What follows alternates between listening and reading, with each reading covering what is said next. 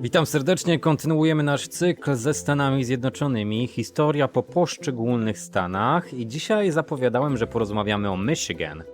Michigan to stan wody, stali i ludzi, którzy nie odpuszczają. To stan, który na mapie wygląda jak wyciągnięta dłoń i nie jest to przypadek, dlatego że Michigan od zawsze było miejscem pracy rąk. Przy wodzie, przy stali, przy silnikach, przy fabrykach, ale też przy marzeniach o lepszym życiu. To jeden z tych stanów, które zbudowały Amerykę fizycznie. I to dosłownie. Historia Michigan zaczyna się na długo przed tym, zanim pojawili się Amerykanie. Przez tysiące lat żyły tu plemiona rdzennych Amerykanów, takich jak Ojibwe, Odawa i Potawatomi. To oni pierwsi korzystali z potęgi wielkich jezior, traktując je jako autostrady wodne. Niedawno trafiłem na ciekawy artykuł Michaela Hardiego, który przeczytał książkę napisaną pod koniec XIX wieku przez Andrew Blackbirda. Był on przywódcą plemienia Ottawa i historykiem. Jego książka miała na celu skorygowanie niektórych błędów historycznych dotyczących rdzennych plemion Michigan. I właśnie chciałbym w tym momencie o nich opowiedzieć, ale wcześniej porozmawiajmy o samej osobie Blackbirda. Andrew urodził się gdzieś między rokiem 1815 a 1821. W dzisiejszym Harbor Springs w stanie Michigan. Był najmłodszym z 10 dzieci, syn wodza. Jego prawdziwe imię brzmiało Macade Binsey, czarny jastrząb, ale przez błędne tłumaczenie Francuzów stał się Blackbirdem. Już tutaj zaczyna się historia, bo to nie tylko zmiana imienia, to początek zmiany całej tożsamości. Jego ojciec, wódz Ottawa, przeżył coś, co Andrew zapamiętał na zawsze. Został porzucony przez białych handlarzy na małej wyspie, zostawiony, żeby umrzeć, ale przeżył. I to wydarzenie zostawiło ślad nie tylko w nim, ale w całym spojrzeniu Andrew na świat. A potem przyszła kolejna tragedia. Jego brat, wysłany do Europy, do Rzymu, by zostać księdzem, umiera w tajemniczych okolicznościach. Dla młodego Blackbirda to był sygnał. Ten świat, który nadchodzi, nie jest niewinny. Andrew miał jeden problem. Nie miał żadnej edukacji, ale miał coś ważniejszego. Głód wiedzy. Uczył się sam. Później trafił do szkół w Ohio i Michigan. Nie skończył żadnej, bo zmagał się z językiem angielskim, z systemem, z rzeczywistością, która nie była jego. Ale mimo to nauczył się na tyle, by zostać tłumaczem dla rządu USA. Blackbird stał się kimś niezwykłym, tłumaczem między rządem USA a Indianami, doradcą, świadkiem traktatów i urzędnikiem. Brał udział m.in. w traktacie z 1855 roku. To był moment przełomowy, bo wtedy rozwiązano struktury plemienne. Indianie przestali być narodem, a stali się jednostkami z działkami ziemi. To był koniec pewnej epoki. Następnie Andrew kupuje dom w Harbor Springs i robi coś niesamowitego. Zostaje pierwszym pocztmistrzem miasta. Jego dom to poczta, a symbol Indianin obsługujący system państwa, które właśnie przejmuje jego ziemię.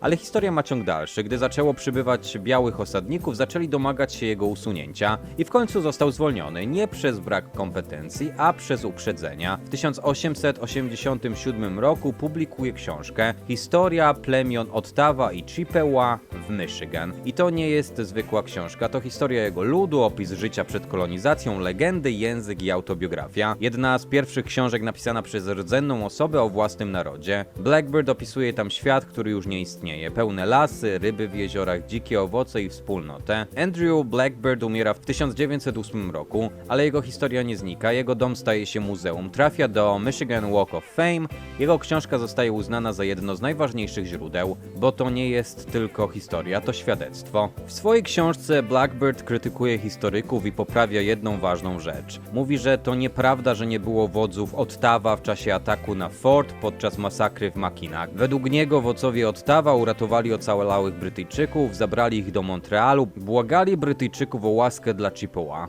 Ich słowa były bardzo mocne. Wy jesteście jak las, my jesteśmy nieliczni. Nie niszczcie nas. Po tym wydarzeniu Brytyjczycy obiecali ochronę plemienia, broń, jedzenie, alkohol i wieczne wsparcie, tak długo jak słońce świeci. Brzmi jak sojusz, ale historia pokazuje, że to była iluzja. W kolejnych fragmentach Blackbird opowiada m.in. o tym, jak Indianie dostali od Brytyjczyków symboliczne, zamknięte pudełko, w którym miałoby coś dobrego, a okazało się, że doprowadziło to wszystko do pleśni i zarazy, a w konsekwencji do wybuchu epidemii ospy. Nie brakuje dowodów na to, że Brytyjczycy przekazywali na przykład ciuchy czy koce, które były wcześniej w kontakcie z osobami zarażonymi, Indianom celowo, żeby wybić ich plemiona. W Michigan uczono, że wódz Pontiac był liderem powstania przeciw Brytyjczykom w 1760 1963 roku. Jednak jego imię wymawialiśmy błędnie. Poprawna wymowa w języku Ojibwe to Błądiak. Plemiona Michigan nie miały miast. To mit. W szkole uczono, że plemiona były głównie koczownicze, ale to tylko częściowo prawda. Okazuje się, że plemiona Ottawa i Chippewa tworzyły ogromne osady ciągnące się kilometrami. Wybrzeże w okolicy dzisiejszego Harbor Springs było jedną wielką wioską długości 15-16 mil. Często mówi się, że nazwa wyspy Mackinac oznacza dużego żółwia, a to nieprawda. Według tradycji Ottawa nazwa pochodzi od plemienia Michilne-Mackinago, które żyło w XIV wieku. Po ich zniszczeniu przez Irokezów 2 osoby uciekły na wyspę Mackinac, no i właśnie na ich cześć nazwano ją Michilimackinac.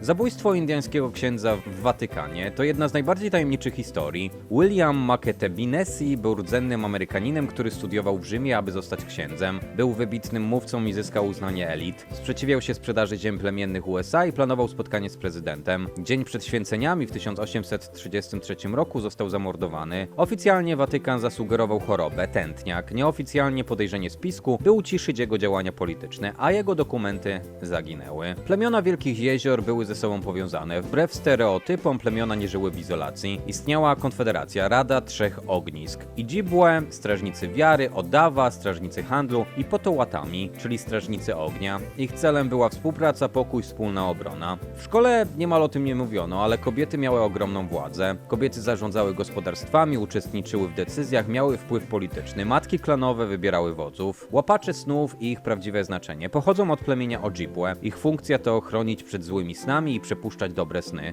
Złe sny zatrzymują się w sieci i znikają o świcie. Kamień Petoski to skamieniały koral występujący nad jeziorem Michigan. Dla plemienia Odawa był to symbol promieni słońca, łez przodków, a dzisiaj to oficjalny kamień stanu Michigan. Książkę Blackbirda, Historia Ottawa i Chippewa można znaleźć w internecie, serdecznie polecam. Pierwsi Europejczycy, którzy tu dotarli, byli Francuzami. W XVII wieku założyli osady handlowe i forty, a Detroit, założone w 1701 roku, było jednym z najważniejszych punktów francuskiej obecności w Ameryce Północnej. Nazwa Detroit pochodzi od francuskiego Detroit, czyli cieśnina. Po wojnach kolonialnych region przeszedł pod kontrolę Brytyjczyków, a po rewolucji amerykańskiej stał się częścią młodych Stanów Zjednoczonych. Michigan weszło do Unii w 1837 roku jako 26. stan. Po burzliwym sporze granicznym z Ohio, znanym jako Toledo War, wojnie, w której nikt realnie nie walczył, ale Michigan straciło Toledo, a w zamian dostało Górny Półwysep. I dzisiaj nikt nie ma wątpliwości, że to był świetny interes. Michigan to stan wyjątkowy geograficznie, składa się z 2 części, Półwyspu Dolnego i Górnego, rozdzielonych wodami jezior, połączonych dziś potężnym Mackinac Bridge, jednym z najdłuższych mostów wiszących na świecie. Michigan graniczy z 4 z 5 wielkich jezior: Superior, Michigan, Huron i Erie. To daje mu najdłuższą linię brzegową słodkiej wody na świecie, dłuższą niż jakikolwiek inny stan. Symbole stanu Michigan mówią bardzo dużo o jego charakterze. Stanowe zwierzę to znowu jeleń wirginijski, nie jest to symbol tylko dla jednego stanu, ale widzimy, że już przynajmniej dla kilku, symbol siły natury, niezależności. Ptakiem stanu jest rudzik amerykański, znak powrotu wiosny po długich, surowych zimach. Drzewem stanu jest sosna biała, nawiązanie do potężnego przemysłu drzewnego, który był jednym z fundamentów gospodarki Michigan w XIX wieku. A przydomek stanu to The Great Lakes State, czyli trudno o bardziej trafne określenie. Flaga Michigan jest jedną z najbardziej symbolicznych w USA. W centrum widzimy herb stanu, tarczę z krajobrazem, wschodzącym słońcem, jeziorem i półwyspem. Po bokach stoją jeleń i łoś, symbolizujące dziką przyrodę i siłę. Nad nimi amerykański orzeł, znak Stanów Zjednoczonych. Hasła na fladze mówią wprost: jeżeli szukasz pięknego półwyspu, rozejrzyj się dookoła. Stolicą stanu Michigan jest Lansing, miasto administracyjne i polityczne, mniej znane niż Detroit, ale kluczowe dla funkcjonowania stanu.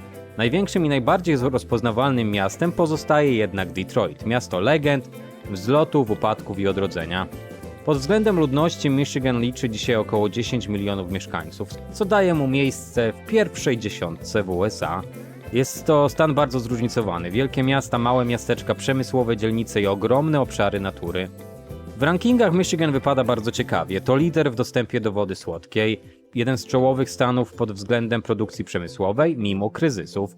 Silna pozycja w motoryzacji, inżynierii, badaniach nad bateriami i nowymi technologiami transportu.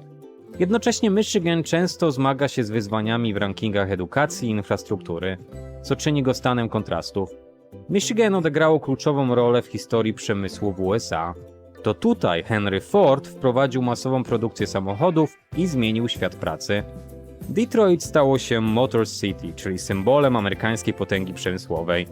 W szczytowym momencie samochody z Michigan napędzały cały kraj, dosłownie i w przenośni. Ale Michigan to nie tylko samochody, to także Motown, czyli wytwórnia, która dała światu Stevie'ego Wondera, The Supremes, Marvina Gaye. To tutaj narodziło się charakterystyczne brzmienie, które zmieniło historię muzyki. Jeżeli chodzi o znane osoby, Michigan dało Ameryce i światu naprawdę wiele nazwisk. Henry Ford, wspomniany wcześniej, Madonna, ikona popkultury, Eminem, głos Detroit, jednego z najtrudniejszych miast USA, Aretha Franklin, królowa soulu, Stevie Wonder, geniusz muzyki, a z polityki Gerald Ford, czyli jedyny prezydent USA pochodzący z Michigan, który co prawda urodził się w Omaha w Nebrasce, ale wychował właśnie w Grand Rapids. Michigan ma też bardzo silną Polonię, szczególnie w Detroit, Hamtramck, Warren i Grand Rapids. Polacy przyjeżdżali tutaj masowo na przełomie XIX i XX wieku do pracy w fabrykach, hutach i przy kolei. Do dzisiaj działają polskie parafie, sklepy, domy kultury i organizacje. Hamtramck przez lata było wręcz symbolem polskiego miasta w Ameryce. Z polskimi burmistrzami, kościołami i festiwalami. Sportowo Michigan to prawdziwa potęga emocji. Detroit Lions w NFL, Detroit Pistons w NBA, Detroit Red Wings w NHL i Detroit Tigers MLB. Do tego legendarna rywalizacja akademicka, czyli University of Michigan i Michigan State. Michigan to stan, który wiele razy upadał, ale zawsze się podnosił. To miejsce ludzi twardych, przyzwyczajonych do zimna, pracy i zmian. Stan, który przeszedł przez kryzysy przemysłowe, bankructwo Detroit, ale dzisiaj znowu się odbudowuje, krok po kroku. Michigan robi swoje i właśnie dlatego odegrało tak wielką rolę w historii Stanów Zjednoczonych. A w kolejnym odcinku ruszamy na południe do stanu, gdzie historia wojny secesyjnej spotyka się z nowoczesną Ameryką, gdzie narodził się ruch praw obywatelskich, a muzyka, jedzenie i charakter mają własny rytm. To Georgia, stan kontrastów, Atlanty, zielonych wzgórz i momentów, które zmieniały bieg historii USA.